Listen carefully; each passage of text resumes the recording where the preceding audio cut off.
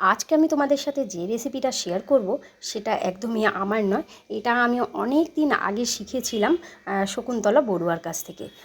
না, আমি ওনাকে পার্সোনালি চিনি না, তবে আমি টিভিতে দেখতাম, তখন খুব রান্না দেখতে খুব ভালোবাসতাম আর কি।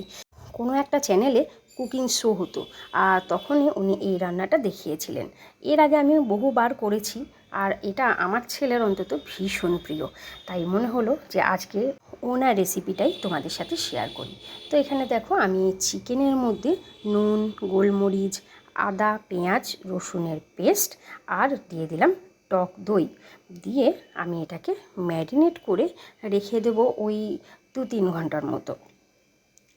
তো চলো ফিরে আসছি আমি 3 ঘন্টা পরে। ফিরে এলাম আমি 3 ঘন্টা পর। তো এখানে দেখো, আমি কড়াইয়ের মধ্যে দিয়ে দিলাম সাদা তেল, আর তেলটা গরম হয়ে যাওয়ার পরে এর মধ্যে আমি দিয়ে দিলাম পেঁয়াজ কুচি। তো পেঁয়াজ কুচিগুলো ওই অল্প তেলেই কিন্তু একদম গোল্ডেন ব্রাউন করে ভাজতে হবে। তো আস্তে আস্তে আমি এগুলোকে ভেজে নিই। এই দেখো, এটা আমার কিন্তু ভাজা হয়ে এসেছে, তবে আর একটুখানি করব। এটা আমি বেরেস্তা তৈরি করব। আর বেরেস্তা কিন্তু খুব লাল লাল করে ভেজে নামালে, ওটা যখন নামিয়ে নেবে তখন কিন্তু আরও লাল হয়ে যাবে। কিছুক্ষণ কিন্তু এই যে গরম থাকাকালীন কিন্তু ওটা কুকিং প্রসেসিংটা চলে। তো সেই কারণে এই অবস্থাতেই আমি এটাকে নামিয়ে নিলাম। এরপর কড়াইয়ের মধ্যে আমি দিয়ে দেব গোটা গরম মশলা। গোটা গরম মশলা ফোড়ন দেওয়ার পরে এর মধ্যে আমি দিয়ে দেব এই চিকেনটা। আর চিকেনগুলো দিয়ে নিয়ে তারপর এটাকে আমি একদম লো ফ্লেমেই কিন্তু কষাতে থাকবো বেশ কিছুক্ষণ ধরে, যতক্ষণ না এটার তেল ছেড়ে আসছে। এই রেসিপিটা সত্যিই এক অনবদ্য রেসিপি, দারুণ লাগে খেতে। তো তোমরা পরে পরে বুঝতেই পারবে এটা কি হতে চলেছে। তবে এইভাবে খুব সহজে আর কি করা যায়। এটাকে একটু আমি ঢাকা চাপা দিয়েই কিন্তু করব, কারণ চিকেনটা হতে তো বেশ খানিকটা সময় লাগবে। আর এরকম ঢাকা খুলে রাখলে তো হতে ওটা অনেক সময় লাগবে। এ দেখো, অনেকটা কিন্তু তেল ছেড়ে এসেছে। এইটাকে আরেকটুখানি কিন্তু তেল ছাড়তে হবে। এই যে জল জল ভাব কিন্তু এখনও আছে, দেখেছো? এরপর দেখো, আমি এই যে দেখো, অনেকটাই আমার কষানো হয়ে গেছে, তেল ছেড়ে এসেছে। এবার আমি এখানে দিয়ে দিলাম চাল। এখানে আমি দেরাদুন চাল নিয়ে নিয়েছি, আর ওটাকে আমি ভিজিয়ে রেখেছিলাম ঘন্টাখানেকের মতো। দিয়ে এই যে চালটা আমি এখানে জল ঝরিয়ে দিয়ে দিলাম। চালটা দিয়ে কিন্তু আমি ভালো করে এটাকে কষিয়ে নেব। এইখানে একটা কথা বলে রাখি, এই চিকেনটা কিন্তু যখন সিদ্ধ হয়ে গেছে তখনই কিন্তু আমি চালটা দিয়েছি। তারপর এই যে দেখো, চালটা দিয়ে বেশটি করে নাড়াচাড়া করে আমি এখানে কিন্তু ঢাকা দিয়ে দিলাম। এরপর চিকেনটা বলতে পারো 80% সিদ্ধ হয়ে রয়েছে, আর এটার সাথে আরেকটু সিদ্ধ হয়ে যাবে। এবার এখানে আমি দিয়ে দিচ্ছি পরিমাণ মতো গরম জল। যতটা চাল আছে সেই রকম কিন্তু বুঝে জলটাকে দিতে হবে। তো জলটা দিয়ে দেখো, আমি এটাকে ভালো করে জলের সাথে এটাকে মিশিয়ে নিচ্ছি। ততক্ষণ আমি মিশিয়ে নিচ্ছি, তোমরা চটপট বলে ফেলো তো কে কোথার থেকে আমার এই ভিডিওটা তোমরা দেখছো, আর আমার ভিডিওটা তোমাদের কেমন লাগে অবশ্যই কিন্তু কমেন্টে জানিও। তবে তো বুঝবো যে হ্যাঁ, তোমাদের ভালো লাগছে না খারাপ লাগছে। যদি খারাপ লাগে তোমরা কিন্তু ডিসলাইক করতে পারো। এবার দেখো, এখানে আমি দিয়ে দিলাম স্বাদ মতো নুন, আর দিয়ে দেবো সামান্য একটু চিনি। আমি কিন্তু একটু চিনি দিয়েই থাকি, কারণ স্বাদের ব্যালেন্সটা তাহলে কিন্তু ঠিকঠাক থাকে। তো চলো, এটা দেওয়ার পরে আমি এর সাথে এটাকে মিশিয়ে নিচ্ছি। এটাকে মিশিয়ে নিয়ে পরে আমি এটাকে 5 মিনিটের জন্য ঢাকা দিয়ে রাখবো।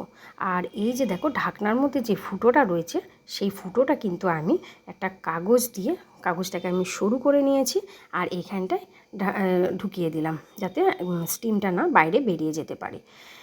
তো এখানে চলো আমি একটা মশলা তৈরি করে নেব। এখানে দিয়ে দিলাম আমি ছোটো এলাচ, দিয়ে দিলাম দারুচিনি, লবঙ্গ, আর এর সাথে দিয়ে দিলাম আমি জয়িত্রী, আর দিয়ে দেবো এখানে জায়ফল, আর একটা দিয়ে দেবো আমি এখানে স্টার অ্যানিস।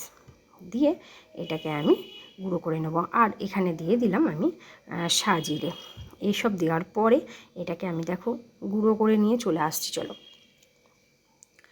প্রতিদিনই আমি কিন্তু নতুন নতুন ভিডিও তোমাদের সাথে শেয়ার করে থাকি। ঠিক 2টোর সময় পম্পার হেসেলে তোমরা চলে এসো। এক একদিন হয়তো 2টোর থেকে একটু লেটও হয়ে যায়, হয়তো অনেক সময় প্রবলেম হয়ে যায়, তো কিন্তু প্রতিদিনই ভিডিও আমি ছাড়ি। তো তোমরা অবশ্যই কিন্তু চলে এসো ঠিক দুপুর 2টোর সময় পম্পার হেসেলে। এখানে দেখো আমি দিয়ে দিলাম ওই মশলাটা, আর দিয়ে দিলাম আমি এখানে বেরেস্তা, আর দিয়ে দিলাম কেওড়া জল। এরপর এটাকে আমি এর সাথে ভালো করে মিশিয়ে নিচ্ছি। দেখো